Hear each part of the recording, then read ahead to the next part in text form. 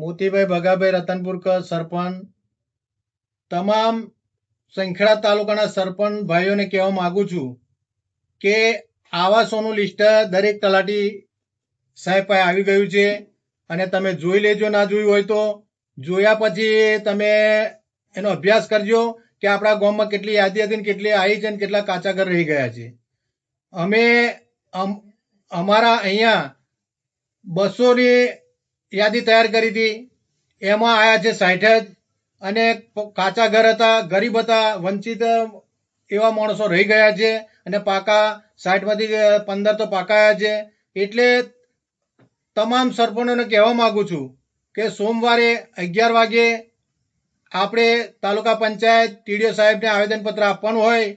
એનું કારણ કે ગુજરાતમાં મુખ્યમંત્રી ભૂપેન્દ્ર પટેલ સાહેબ, હર્ષ સંઘવી સાહેબ અને વડાપ્રધાન મોદી સાહેબ એ સૌનો ગરીબોનો બેલી છે. અને એમને વડાપ્રધાન મોદી સાહેબે કીધેલું છે કે 2027 લગી મારો કોઈ ગરીબ ઘર વગરનો ના રહી જાય. એમને સર્વે કરવાનું અભિયાન ઉઠાવ્યું, દરેક તાલુકાને જાણ કરી અને જાણ કર્યા પછી તાલુકા લેવલથી સર્વે કરવામાં આવ્યું. પહેલું પોતાની પંચાયતના તલાટીઓ યાદી બનાવી અને આપી, પછી સર્વે કરવામાં આવ્યું. સર્વે કરવામાં આવ્યા પછી બે વાર સર્વે થયું. એનીમાં જે યાદી પ્રમાણે હતા એ કોઈ મકાનો આવ્યા, ગરીબોના આવ્યા નથી અને પાકા મકાનો આવી ગયા છે અને દરેક તાલુકામાં અન્યાય થયો છે. એટલે દરેક સરપંચોને કહેવા માંગુ છું કે ભાઈ મને સાથ સહકાર આપજો અને આપણે સાચી દિશાએ ચાલવાનું છે.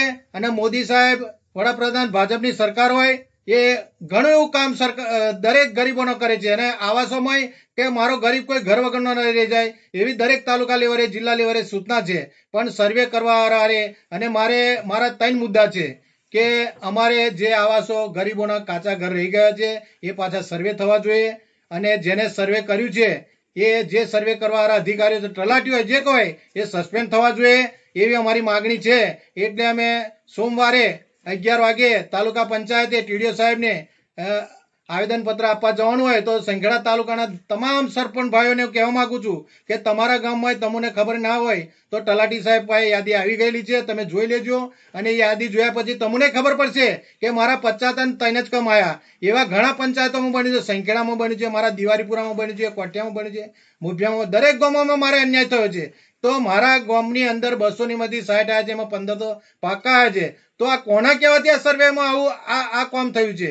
એટલે મારી પંચાયતમાં જેને સર્વે કર્યું છે એ સસ્પેન્ડ અવશ્ય થવા જ જોઈએ એવી મારી માગણી છે. જય હિન્દ, ભારત માતા કી જય.